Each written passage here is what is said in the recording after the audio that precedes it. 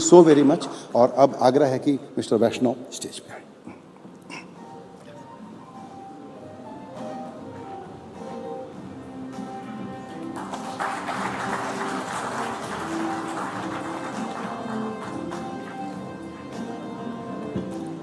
संजय जी ने ज़्यादा ही तारीफ कर दी, इसके लायक तो मैं नहीं हूँ, लेकिन चूंकि भाई हैं, बड़े भाई, तो जो आप कहेंगे वो सब स्वीकार्य होता है।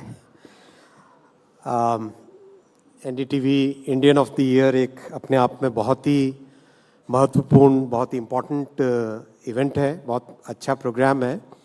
सबसे जो अच्छी बात लगी, अभी मैं संजय जी से बातचीत कर रहा था, इसमें जो ऐसे लोग हैं जिनका नॉर्मली स्क्रीन पे चेहरा नहीं आता, नॉर्मली सोसाइटी में पिक्चर्स नहीं आते, फोटोग्राफ्स नहीं आते, न्यूज़ नहीं बनती, ऐसे लोगों को भी आप जो सम्मान करते हैं वो सबसे महत्वपूर्ण, वो सबसे सराहनीय, वो सबसे प्रशंसनीय है।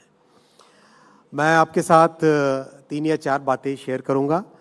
वैसे जब ये स्क्रीन देखी तो लगा यार यहाँ तो रेलवे वाला प्रेजेंटेशन करना चाहिए था मज़ा आता।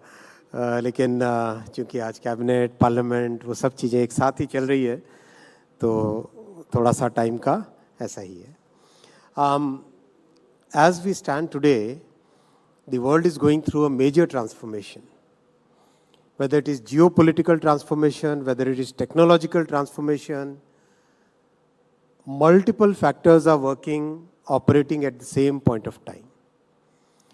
आज हम देखें अगर वेस्टर्न वर्ल्ड को, रिच कंट्रीज़ को, कोविड और कोविड से पहले जो ग्रेट फाइनेंशियल क्राइसिस आया था, जीएफआर, जिसको हम जीएफआर भी कहते हैं, ग्रेट फाइनेंशियल रिसेशन भी कहते हैं, ऑफ 2008, उस टाइम में वेस्टर्न वर्ल्ड ने अपनी फाइनेंशियल कंडीशन को सुधारने के लिए बहुत बड़े डेट्स अपने बैलेंस शीट्स पे लिए।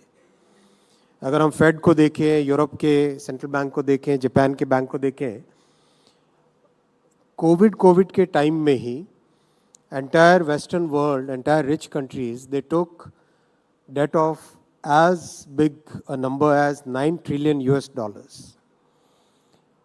That kind of debt on the balance sheet of any region, any country, any central bank is something which is unprecedented in the history of human beings. अगर हम टेक्नोलॉजिकल साइड में देखें, AI has today become a mainstream thing. It's practically impacting every aspect of our human life, whether it is work life, whether it is entertainment, whether it is media. Every part of our life is getting affected, impacted positively or negatively by AI. अगर हम geopolitical shifts की बात करें, तो as the economic gravity, center of gravity shifts towards Asia, that also generates lots of friction among the countries which have been the leaders, economic leaders, financial leaders for almost a century or more than a century. So इन सब factors को अगर एक साथ देखें तो दुनिया एक तरीके से उथल पुथल में, 2 वॉर हम देख ही रहे हैं, साथ ही साथ चल रहे हैं, सप्लाई चेन डिसरप्शन हमने देखा, कोविड का पैंडेमिक के कारण डिसरप्शंस देखे। इन सब चीज़ों के बीच में अगर आज एक कंट्री है जिस पे दुनिया को होप है, वो है भारत, वो है इंडिया। और ये एक कोइंसिडेंस नहीं है कि आज हम एक अच्छी सस्टेन्ड 6 to 8% ग्रोथ रेट पे चल रहे हैं। इसके पीछे प्रधानमंत्री श्री नरेंद्र मोदी जी की एक सोची समझी थॉट प्रोसेस है, एक क्लियरली लेड आउट प्लान है, जिसके कारण आज हम बहुत ही कंसिस्टेंट ग्रोथ, 6 to 8% ग्रोथ और मॉडरेट इन्फ्लेशन के साथ आगे बढ़ रहे हैं। अगर हम इस ग्रोथ को एनालाइज करें तो अगर हम देखेंगे पूरी दुनिया जहाँ पे उथल पुथल में है, कई तरह के टेंशन्स हैं, जियोपॉलिटिकल शिफ्ट्स हैं, ऐसे में भारत के ऊपर होप है। और बहुत लोग, जैसे IMF कहता है India is the only bright spot, इस तरह की जो बातें, इस तरह के जो स्टेटमेंट्स हम देखते हैं, उसके पीछे 4 बड़े फैक्टर्स हैं। मोदी जी की इकोनॉमिक थिंकिंग और social thinking, political strategy 4 pillars पे है। फर्स्ट पिलर उन्होंने रखा massive investments, public investments in social, physical and digital infrastructure. Second pillar उन्होंने रखा big focus on manufacturing and innovation. Third pillar उन्होंने रखा भारत की डाइवर्सिटी और स्पेशली इनकम डाइवर्सिटी को देखते हुए बहुत बड़ा फोकस रखा इंक्लूसिव ग्रोथ पे। और फोर्थ पिलर है सिंप्लीफिकेशन का। इन 4 पिलर्स पे ये ग्रोथ की स्टोरी अभी बरकरार है, कायम है और बहुत कंसिस्टेंटली ग्रो करेगा। पहला जो पिलर है सोशल, फिजिकल और डिजिटल इंफ्रास्ट्रक्चर पे इन्वेस्टमेंट, इसमें आपने देखा होगा in the last many years from रफली 3.5 लाख करोड़ इन्वेस्टमेंट जो होता था भारत सरकार का बजट में 10 साल पहले, फ्रॉम दैट नंबर कैपेक्स को इंक्रीज किया गया 4.5, फिर 5 लाख, फिर 5.5 लाख करोड़ और उसके बाद में बढ़ा के 7.5 लाख करोड़ किया गया, फिर 10 लाख करोड़ किया गया और अभी जो करंट फाइनेंशियल ईयर चल रहा है उसमें 11 लाख करोड़ रुपीस का इन्वेस्टमेंट हो रहा है। That's huge, that's humongous, that's unheard of in the independent India. Sinha sahab हैं यहाँ पर, one of the finest officers we have seen in our country. He has seen the financial world, आपने मिनिस्ट्री ऑफ फाइनेंस को inside out देखा है। तो having capex program of 11 lakh crore was something which nobody could even imagine, पर आज वो संभव है और आज वो हो भी पा रहा है। That is leading to productivity improvement and employment growth in practically every sector. पिछले 10 साल में हाईवेज का कंस्ट्रक्शन हो, एयरपोर्ट्स डबल नंबर हो गए, रेलवे लाइंस बनी 31,000 किलोमीटर्स, जो कि पूरे जर्मनी के नेटवर्क से ज़्यादा है। अगर अकेले लास्ट ईयर का देखें 5,300 किलोमीटर्स नई रेलवे ट्रैक बने। That is more than the entire network of Switzerland. यानी स्विट्जरलैंड पूरा एक साल में स्विट्जरलैंड जितना रेलवे नेटवर्क भारत में एक साल में जुड़ा।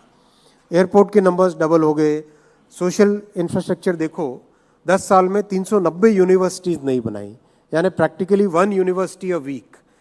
एम्स डबल किए, IITs डबल किए।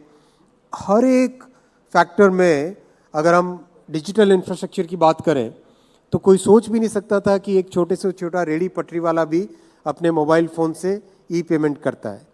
अभी कुछ टाइम पहले एक इंटरनेशनल फोरम में बैठने का, बात करने का मौका मिला था, तो एक सज्जन ने पीछे से हाथ उठाया और जब मैं डिजिटल पेमेंट्स की बात कर रहा था तो उन्होंने हाथ उठाया और उन्होंने कहा कि आप लोग तो इतना आगे बढ़ गए हो, लेकिन हमारे जैसे पीछे रहने वाले लोगों का क्या करोगे।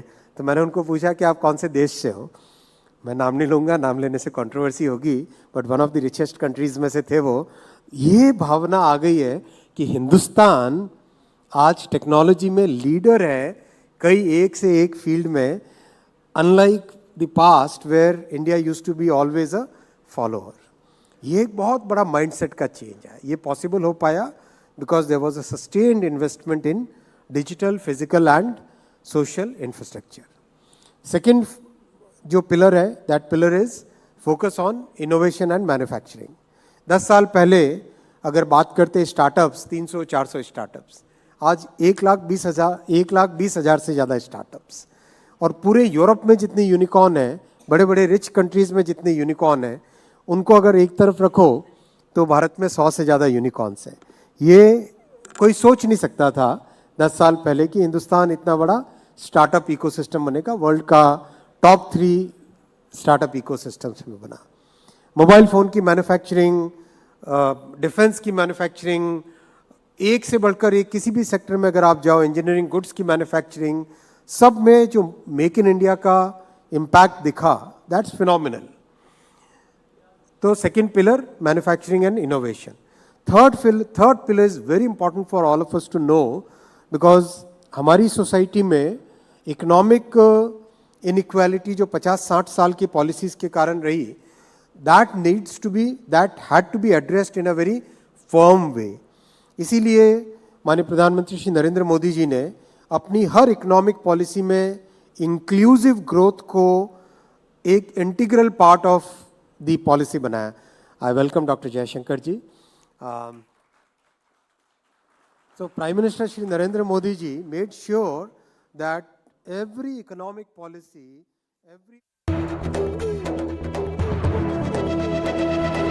ये है NDTV और आप देख रहे हैं NDTV मध्य प्रदेश।